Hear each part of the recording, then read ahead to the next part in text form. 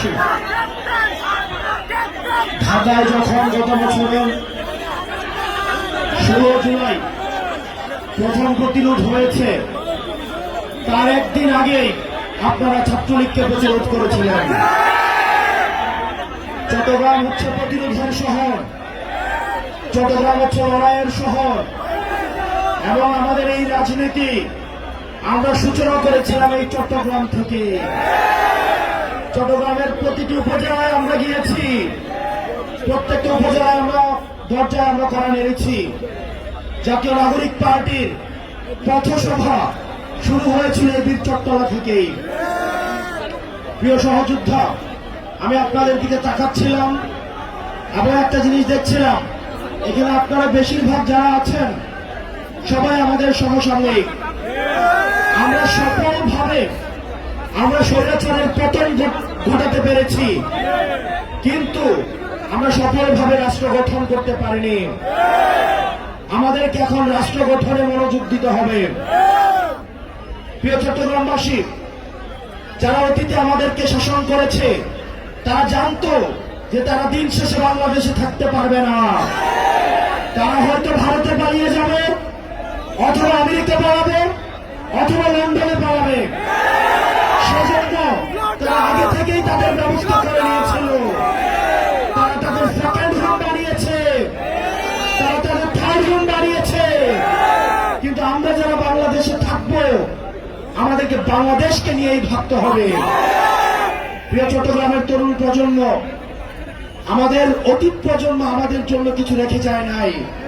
তারা আমাদের একটা ভঙ্গুর অর্থনীতি দিয়ে গিয়েছে, একটা ভঙ্গুর শিক্ষা ব্যবস্থা দিয়ে গিয়েছে, তারা আমাদের একটা ভঙ্গুর স্বাস্থ্য ব্যবস্থা দিয়ে গিয়েছে, আমাদের মধ্যে সাম্প্রদায়িক সংঘর্ষ দিয়ে গিয়েছে, আমাদের মধ্যে কলহ দিয়ে গিয়েছে, পাহাড় এবং সমতল সংঘর্ষ দিয়ে গিয়েছে। আমরা যারা এই প্রজন্মের রয়েছি, আমাদেরকে দায়িত্ব তুলে নিতে হবে। এই সব সমস্যার আমাদেরকে সমাধান করতে হবে। আপনারা যদি সামনে এগিয়ে আসেন, এই তরুণ প্রজন্ম যদি দায়িত্ব নেয়, আমরা বিশ্বাস করি এই তরুণ প্রজন্মকে অর্থ দিয়ে কেনা যায় না, এই তরুণ প্রজন্মকে লোভ দিয়ে কেনা যায় না। হাসিনা চেষ্টা করেছিল কিন্তু কিনতে পারে না। এই তরুণ প্রজন্ম চাষলে ইতিহাস তৈরি হবে। চট্টগ্রামবাসী, আমাদের রাষ্ট্র ব্যবস্থা গঠনে আপনাদেরকে সামনে এগিয়ে আসতে হবে। প্রিয় তরুণ প্রজন্ম, আপনাদেরকে মাথায় রাখতে হবে, আমরা এখন বর্তমানে যে কার্যক্রমগুলো করব সেগুলোর ফলাফল আমাদের ভবিষ্যতে আমাদের ভবিষ্যৎ প্রজন্ম পাবে। বর্তমানের কাঠগড়ায় যেভাবে অতীত প্রজন্মকে আমরা দায়বদ্ধ করি, আমরা যদি বর্তমানে আমাদের দায়িত্ব পালন করতে না পারি, তাহলে ভবিষ্যতের কাঠগড়ায় আমরা দায়বদ্ধ হব। সেজন্য আমাদের একটা নীতি নির্ভর রাষ্ট্র লাগবে, একটা ইনসাফ ভিত্তিক রাষ্ট্র লাগবে, যেই রাষ্ট্র ব্যবস্থায় স্বাস্থ্য, শিক্ষা, অবকাঠামো, কর্মসংস্থান, সাম্প্রদায়িক সম্প্রীতির মধ্য দিয়ে একটা গ্রহণযোগ্য এবং বাসযোগ্য বাংলাদেশ গড়ে উঠবে। এবং সেটির জন্য আমাদের এই তরুণ প্রজন্মকে ঐক্যবদ্ধভাবে কাজ করে যেতে হবে। আমাদের মধ্যে বিভাজন করার চেষ্টা করবে, আমাদের মধ্যে বিভিন্ন রাজনৈতিক দলের মধ্যে বিভাজন করার চেষ্টা করবে। বাংলাদেশের ফ্যাসিবাদ বিরোধী প্রত্যেকটি রাজনৈতিক দলকে বলবো, আজকে দেখলাম ফেনীতে একজন বলছেন, শ্রদ্ধা জানিয়ে বলছি, বাংলাদেশ কারো ব্যাপার না।